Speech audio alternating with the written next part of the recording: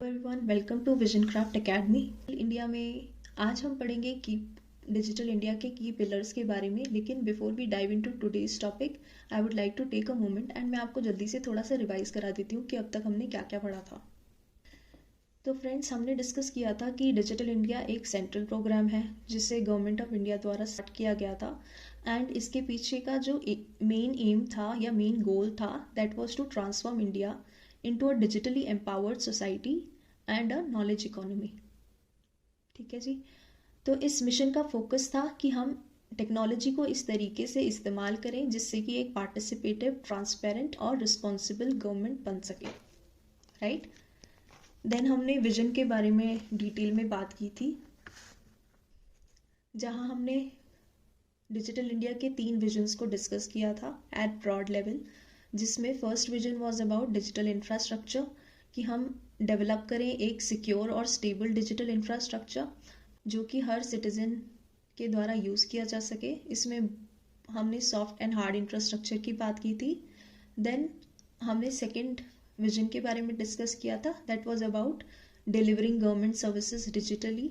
फिर हमने digital empowerment की बात भी की थी, जिसमें हमने डिजिटल लिटरेसी के बारे में डिस्कस करा था। तो फ्रेंड्स, आज हम डिजिटल इंडिया के 9 पिलर्स को डिस्कस करेंगे। और before we dive into today's lecture friends, there is a reason कि मैंने 9 पिलर्स को इस तरीके से लिखा हुआ है जैसे आप स्क्रीन पे इस समय देख रहे हैं। And there is a reason कि मैंने कुछ कुछ अल्फ़ाबेट्स हर पिलर के बोल्ड में लिखे हुए हैं। राइट। तो हम उस बारे में लास्ट में डिस्कस करेंगे। हम पहले इन इंडिविजुअल पिलर्स के बारे में डीप डाइव करेंगे एंड अंडरस्टैंड करेंगे कि इन इंडिविजुअल पिलर्स का मतलब क्या है। और we start reading about first pillar. मैं आपको बता देना चाहती हूँ कि इस टॉपिक से किस टाइप के क्वेश्चंस पूछे जा सकते हैं। तो फ्रेंड्स, इस टॉपिक से डायरेक्टली ये क्वेश्चन आ सकता है कि discuss about salient features of NFSE, right, national forum for special education के फीचर्स को डिस्कस करिए, या फिर कृषि संचार के salient फीचर्स को डिस्कस करिए, या फिर डायरेक्ट क्वेश्चन भी आ सकता है कि explain the 9 pillars of digital India.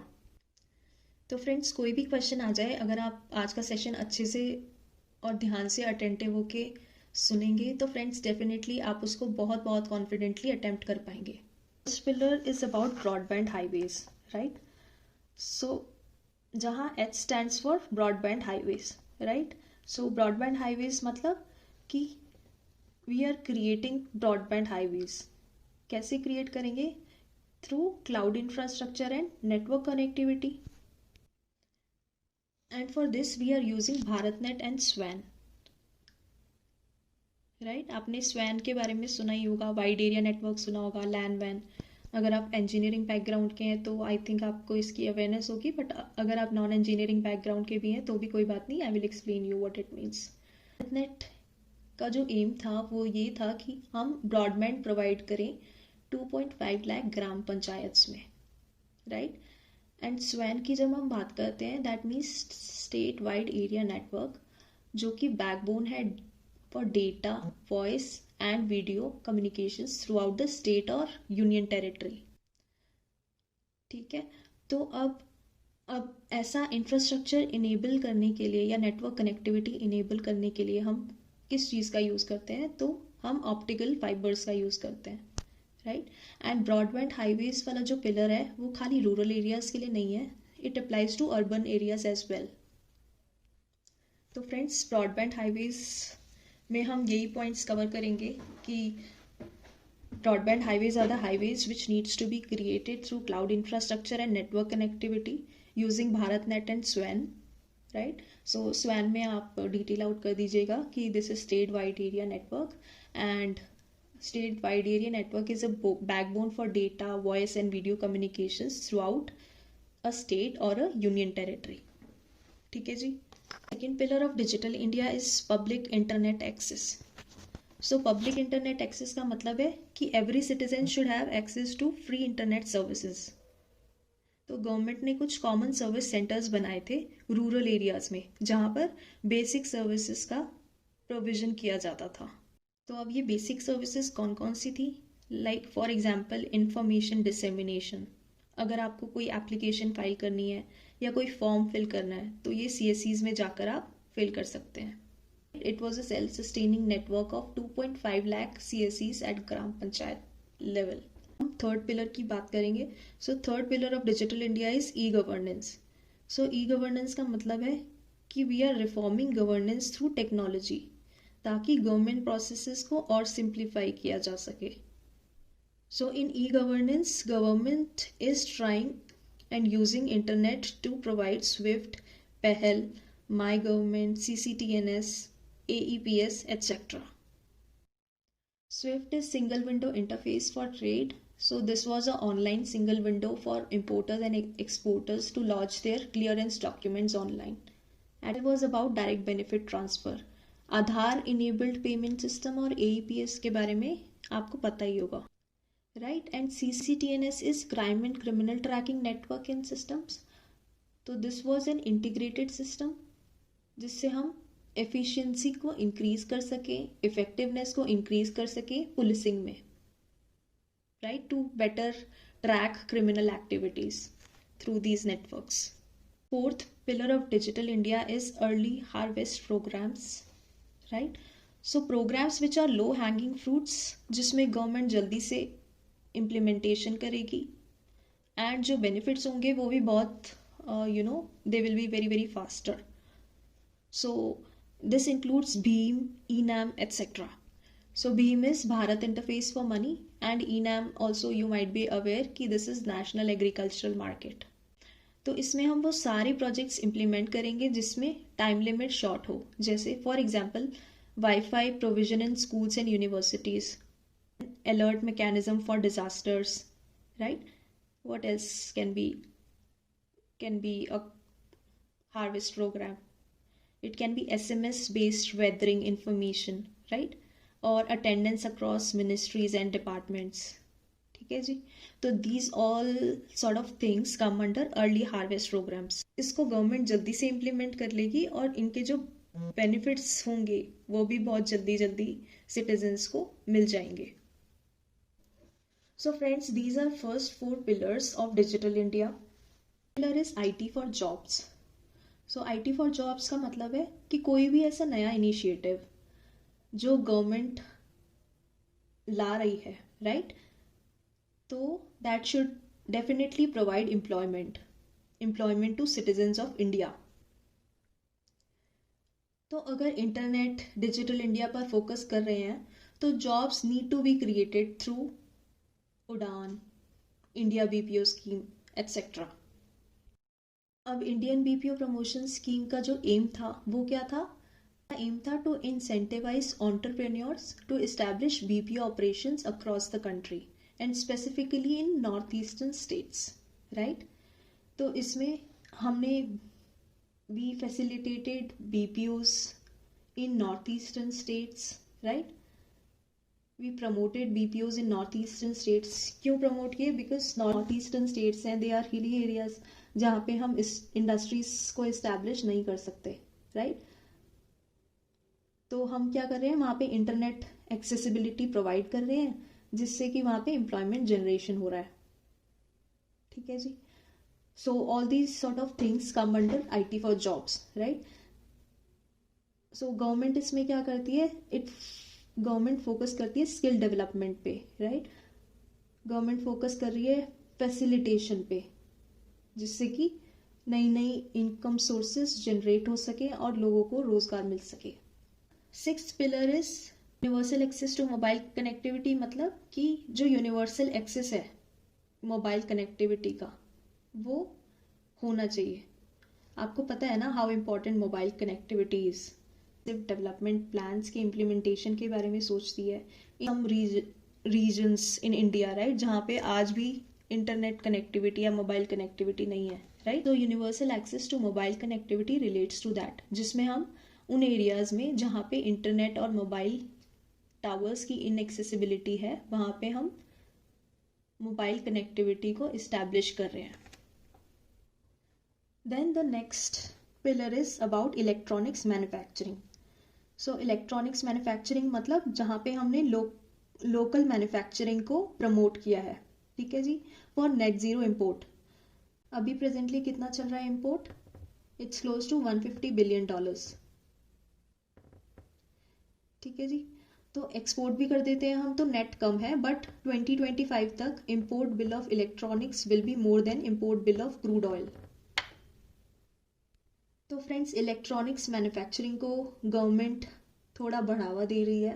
And ऐसा क्यों कर रहे हैं हम? We are planning, we are actually aiming to target net zero import through this.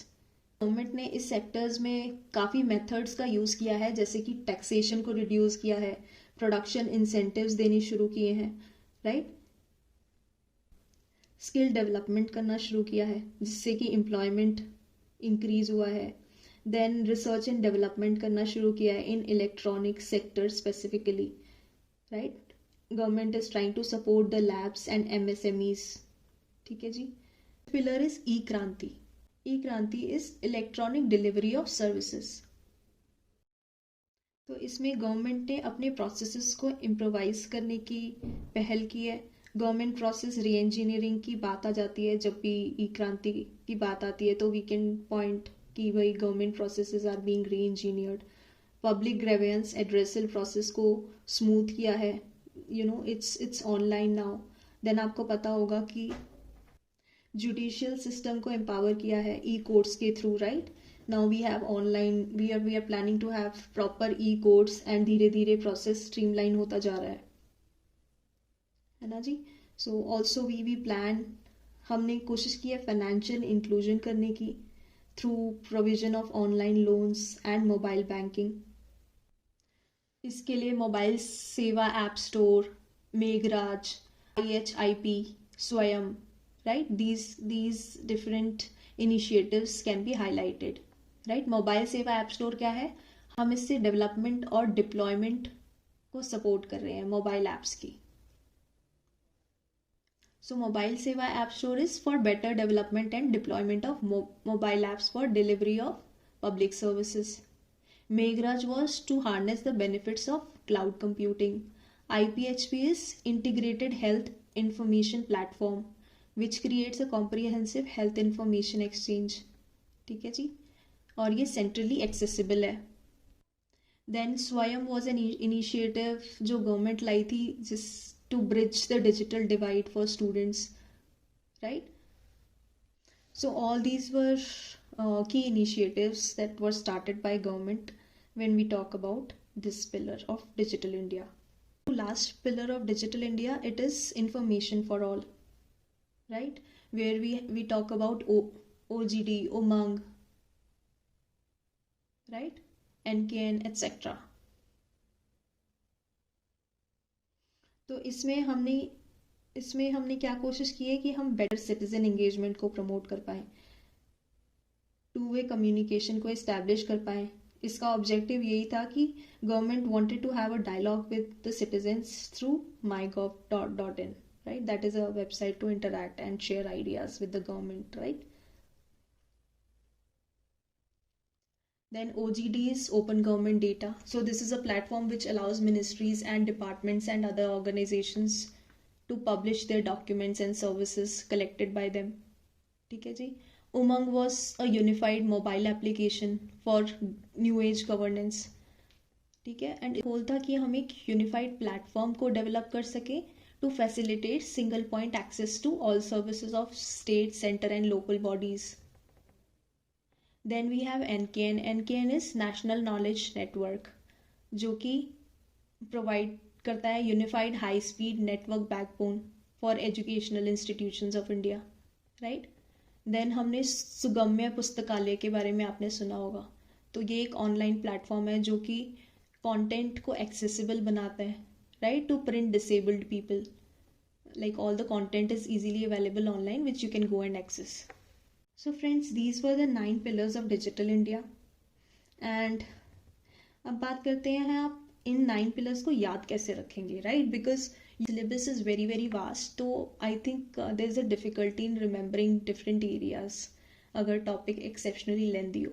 So that is the reason मैंने ये जो बोर्ड में हाईलाइट कर रखा है स्लाइड पे, right, that is a way कि आप इसको लर्न कर सकते हैं, right. All these 9 pillars can be learn using these bold alphabets.